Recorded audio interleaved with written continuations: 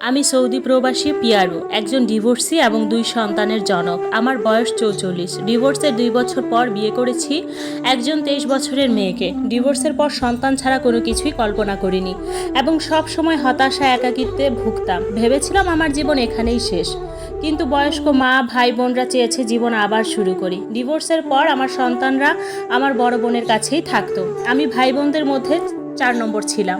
আমার ভাই বোনদেরও বয়স হয়েছে, সবার আলাদা সংসার আগে থেকেই। আমার বাড়ি যেহেতু গ্রামে, আমার সন্তানদের মা সন্তানদের পড়ালেখার জন্য শহরে থাকতেন, ভাড়া বাড়িতে। বিয়ের পর থেকে আমাদের আলাদা সংসার ছিল, আমি প্রবাসী ছিলাম, তাই আমার সন্তানের মাকে জ্বালানোর মতো কেউ ছিল না। আমার বাবা মাও ছিলেন বয়স্ক মানুষ। আমি আমার প্রাক্তনকে নিয়ে কিছু বলতে চাই না, কারণ তিনি আমার সন্তানদের মা এবং আমার ওয়াইফ ছিলেন। আমার মানুষ ভালো ছিলাম না, তাই ওনার সাথে আমার সংসারটা হয়ে ওঠেনি। ডিভোর্স দিয়েছি। আমি খারাপ মানুষ, তাই সৌদিতে খুব ভালো একটা জব করি, আলহামদুলিল্লাহ। প্রতিদিন সন্ধ্যার পর সন্তানদের সাথে 1-1.5 ঘন্টা কথা হয় আমার। সন্তানরাই আমার সব কিছু। 2019 সালে ফেসবুকে পরিচিত হয় একজন 23 বছর বয়সী তরুণীর সাথে। শিক্ষিত, সুন্দরী এবং ধনী পরিবারের সন্তান তিনি। মোটামুটি ফেসবুকে উনি তখন পরিচিত মুখ ছিলেন, মোটামুটি ফ্যান ফলোয়ার ওনার ছিল। ওনাকে ফলো করতাম আমি, ওনার কথাগুলো ভীষণ ভালো লাগতো। একদিন রিকোয়েস্ট দিই ওনাকে, যথারীতি উনি অ্যাকসেপ্ট করেন। টুকিটাকি কথা হতো, ওনাকে কখনো মেসেজ দিয়ে বিরক্ত করিনি, কিংবা উনিও খুব একটা কথা বলতেন না আমার সাথে। তো ওনার খালা সৌদি আরবে এসেছেন এবং ওনার একটা সমস্যা হয়েছিল। উনি আমাকে নক দেয় এবং বলেন যে উমরাতে গিয়েছে ওনার খালামণি, পাসপোর্ট হারিয়ে ফেলেছে, যদি পসিবল হয় আমি যেন সাহায্য করি। তখন আমি জব থেকে ছুটি নিয়ে ওনাকে খুব সাহায্য করি। এরপর ওনার সাথে কথা হতো। কথার এক পর্যায়ে উনি জানতে পারেন আমার ডিভোর্স হয়েছে। আমি কখনো ওনাকে বলি নাই, আর ফেসবুকে আমার সন্তানদের সহ আমার ছবি প্রোফাইল পিকে দেওয়া থাকতো। তিনি মনে করেছেন হ্যাপিলি ম্যারিড আমি। কথার এক পর্যায়ে বলি, তখন ওনাকে আমার জীবনী। খুব সম্মান দিয়ে কথা বলতাম ওনাকে আমি, উনিও আমাকে সম্মান দিতেন খুব। এক পর্যায়ে ওনার সাথে আমার প্রতিদিন কথা হতো ঘন্টার পর ঘন্টা। একদিন উনি আমাকে ফোন করে বললেন আমাকে বিয়ে করতে চান তিনি। আমি প্রথমে মনে করলাম হয়তো ফানটান করছে, কিন্তু উনি বললেন সিরিয়াসলি বলছেন। আমি বললাম এটা কোনোভাবেই সম্ভব না, আমি ডিউটিতে আছি, পরে কথা হবে। পরে রুমে এসে ওনাকে ফোন করেছি, উনি আবার আমায় বললেন, এবং এর পর কয়েকদিন। তখন আমি বললাম আমি 2টা সন্তানের বাবা, এটা কিভাবে পসিবল? আপনার বয়স অনেক কম এবং আপনার পরিবার কখনোই এটা মানবে না।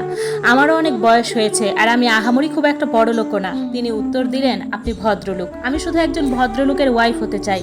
আমি বললাম আপনাকে বিয়ে করা আমার পরম সৌভাগ্য, কিন্তু আপনি আমার চেয়ে সেরা কিছু ডিজার্ভ করেন। তিনি নাসর বান্দা।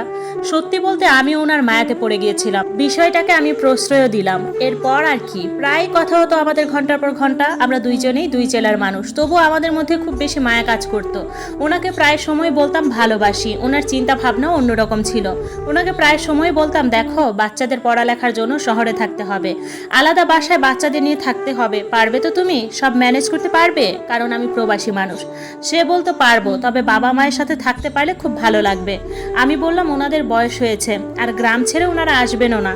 সে বলতো পারবো, শুধু এটাই বলতো আপনার বাচ্চারা আমাকে মেনে নিবে তো? আমি বললাম নিবে ইনশাল্লাহ।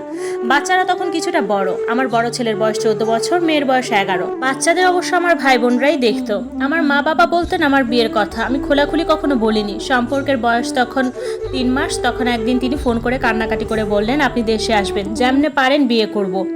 ওনার পরিবার থেকে ওনাকে বিয়ের জন্য খুব প্রেশার দিচ্ছিল। আমি 5 দিনের মধ্যে ছুটি সব ম্যানেজ করে দেশে যাই। উনি ওনার বাড়ি থেকে চলে আসেন, কারণ ওনার পরিবার সমাজ কেউ মানবে না। ওনাকে সোজা আমার বড় আপার বাসায় নিয়ে আসি। সামনাসামনি ওনাকে দেখি, উনি আমাকে দেখেন, বাচ্চাদের দেখেন। বড় আপা বলল তোমার বয়স কম, তুমি কয়েকদিন থাকো, সিদ্ধান্ত নাও, বাচ্চাদের সাথে মেশো, এখন বিয়ে করো না। তো তিনিও বাচ্চাদের সাথে মিশলেন কয়েকদিন, আমাকেও দেখলেন। 6 দিন পর আমাদের বিবাহ হয়। তাকে 7 লাখ টাকা কাবিন দিয়ে বিবাহ করি, আলহামদুলিল্লাহ। উনি খুব দুষ্টু আর চঞ্চল মেয়ে। উনার এই স্বভাব ভীষণ ভালো লাগতো। আমার যেন 3টা বাচ্চাই মানুষ করা লাগছে। বিয়ের পর আপার বাসার পাশেই বাসা নিলাম। তারপর আমরা 4 জনই মিলে সংসারের সমস্ত জিনিস কিনলাম খুব আনন্দে। উনাকে বললাম এখন আমি আছি, আমি বাইরে চলে গেলে সব আপনাকে করতে হবে। উনি বললেন সমস্যা নেই, আমরা মা ছেলে মেয়ে মিলে সবাই একসাথে মিলেমিশে থাকবো, আমরা সবাই বন্ধু। বাচ্চারা তাকে খুব বেশি পছন্দ করতো। আমার পরিবারের সবাই তাকে খুব পছন্দ করেছে। নতুন বাসায় ওঠার পর সবাই একসাথে রান্না করতাম। আমি বেশি করে গামলাতে ভাত নিয়ে বাচ্চাদের সাথে ওনাকেও খাওয়াই দিতাম। আমার জীবনে এক অদ্ভুত আনন্দ। রাতে সবাই একসাথে ঘুমাতাম। বড় আপার বাসার পাশেই ছিল আমাদের বাসা। বড় আপা বাচ্চাদের রাতে নিয়ে যেতে চাইতো, কিন্তু উনি দিতেন না, আর বাচ্চারাও যেতে চাইতো না। এখন আমার তো ওয়াইফ, স্বাভাবিকভাবেই ওয়াইফকে আদর করতে মন চাইবে। ওনাকে বলতেও লজ্জা পেতাম। আমাদের বিয়ের প্রায় 1 মাস, কিন্তু এখনো কিছুই হলো না। একদিন লজ্জা ভেঙে উনাকে বললাম, আপনাকে আদর করতে খুব মন চাচ্ছে। সেদিন উনি সায় দিল এবং খুব কষ্টে রুম আলাদা করলাম। উনাকে বুকে নিয়ে ঘুমাতাম। মাঝরাতে দেখতাম উনি গিয়ে বাচ্চাদের সাথে ঘুমাচ্ছে, আমাকে রুমে একা রেখে। এভাবেই 2টা মাস কেটে যায়। আমার ছুটি শেষ, প্রবাসে চলে আসি। বাচ্চাদের ওনার হাতে আমানত দিয়ে আসি এবং পাশে আপাকে বলি ওদের দেখে রাখো। আমি ভিডিও কলে থাকতাম সব সময়। খুব সুন্দর করে ওনার সংসার সামলাচ্ছেন। বাবা মাকে এনে রাখতেন। বাচ্চাদের নিয়ে বৃহস্পতিবার আমার গ্রামের বাড়িতে চলে যেতেন, শনিবার ভোরে চলে আসতেন। উনি খুব করে চাইতেন বাবা মায়ের সাথে থাকতে, কিন্তু বাচ্চাদের জন্য পারতেন না। ওনার দুনিয়া আমরা হয়ে উঠি। ওনার পরিবারের কেউ ওনার সাথে যোগাযোগ করতেন না। উনি আফসোস করতেন খুব, কিন্তু বাচ্চাদের দিকে তাকালে ওনার নাকি মন খারাপ চলে যেত। উনি বাচ্চাদের সাথে খেলতেন। গ্রামে গেলে উনি বাচ্চাদের নিয়ে পুকুরে সাঁতার কাটতেন, পিকনিক করতেন সবাইকে নিয়ে। আমার পুরো পরিবার ওনাকে খুব বেশি পছন্দ করত। আমাকেও খুব বেশি ভালোবাসতেন। ওনার জন্য খুব চিন্তা হতো আমার, কোনোদিন যদি আমাকে ছেড়ে চলে যায় আমি পাগল হয়ে যাব। তাই চিন্তা করেছি এবার দেশে আসলে একটা সন্তান নিব। কিন্তু তিনি কোনোভাবেই রাজি না, কারণ উনি আর সন্তান চান না। আমার সন্তানদের মানুষ করবেন। ওদের ইচ্ছে হলে শেষ বয়সে ওনাকে দেখবে, ইচ্ছে না হলে দেখবে না। ওনার নসিবে যা আছে তাই